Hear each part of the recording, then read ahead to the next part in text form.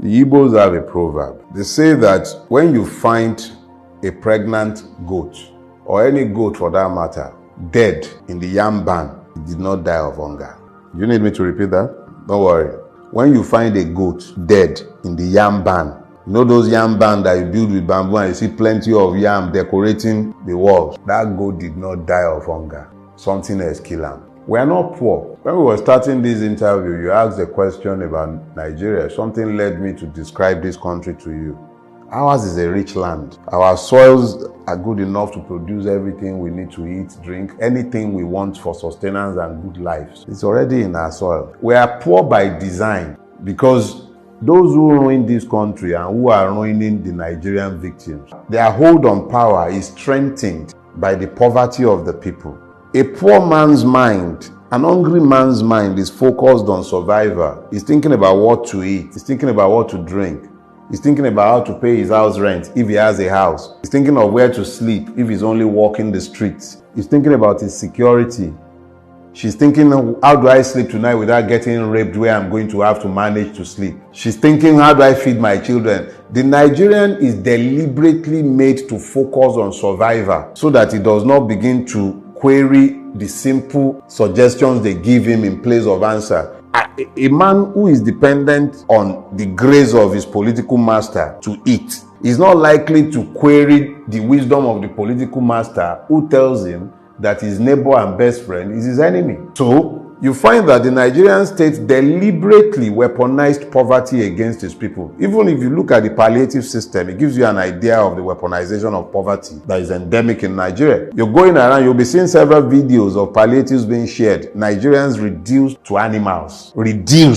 Scooping rice with sand, and we are not declared to be at war yet. You see Nigerians scooping food, hot food, off boiling pots, reduced to animals in a country where people are flying private jets all over the place. Reduced. You see young men reduced to beggars. So in essence, the leadership. It is leadership. It is the system, the governance system. And please stop using the word leadership. Just say ruiners. Look, if you want to be kind to Nigerian ruiners, call them rulers. Rulers are fixed in the moment. It's always about holding on to power. It's about maintaining hold on power. Those are rulers. Their job is to maintain themselves in power. And that's what Nigerian ruiners are. You can't call them leaders. Leaders see a destination in their mind. When they close their eyes, they can see destinations and they lead people in the direction of their vision. What is the vision governing anybody in Nigeria? None. We're sitting down conceiving of a new road project. By the time you are done conceiving, you find that even the concept is already outdated and obsolete. You are building rail lines that are only fit for the 1960s and 1950s. You are building them in the 2020s. Everywhere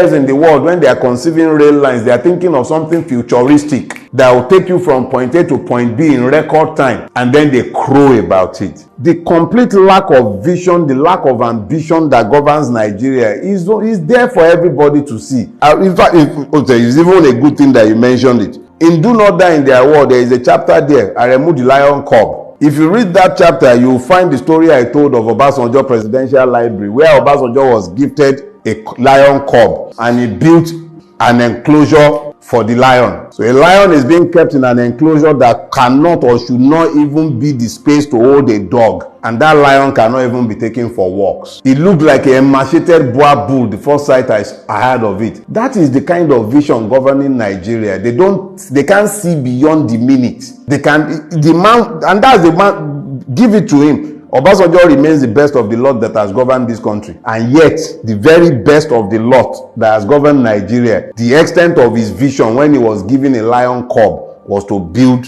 an enclosure there is no more than about 3 by 3 square meters for a lion. Who is going to walk that lion? How is that lion going to get any exercise? Inside the concrete cage. That is the vision governing Nigeria. They cannot see beyond the moment. Pimpish imagination, all of them. What have they built? What do you see in Nigeria that is futuristic outside of their greed? But the realness doesn't stop you from use your words. The realness doesn't stop you from opening business, getting clients, getting customers, or doing what you need to do as an entrepreneur to build it. You see, that is the error right there. Let me take on the toga of the entrepreneur now. Sometimes you don't even have power for days at a time. You're running a business and it is your job to provide energy supply, power supply to your own business. Are you a power company or a tailor? Are you an hairdresser or a power company? And then you have to go and buy petrol at that outrageous amount to fuel your generator.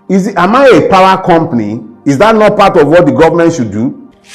I have Megad permanently. Look, the failure of governance, when I tell you that the poverty is systemic and is deliberate, it sounds highfalutin. We are supposed to be a capitalist country, are we? Or are we communist? We are capitalists. What is the meaning of capitalism? It means that capital is present in the place. You have access to credit. Where is the access to credit in Nigeria? There is no Nigerian bank today that can offer you a loan for less than 20-something%. What business are you going to do at 20-something% that you can pay the bank? What business? What are you going to do unless you are trading? Since when did trading become a productive part of our economy? How many people can you employ in a trading business? Manufacturing is the backbone of any economy. You have to have a manufacturing base. Even if it's an agric economy base, you will still have to find a way to work in there. Where is the capital?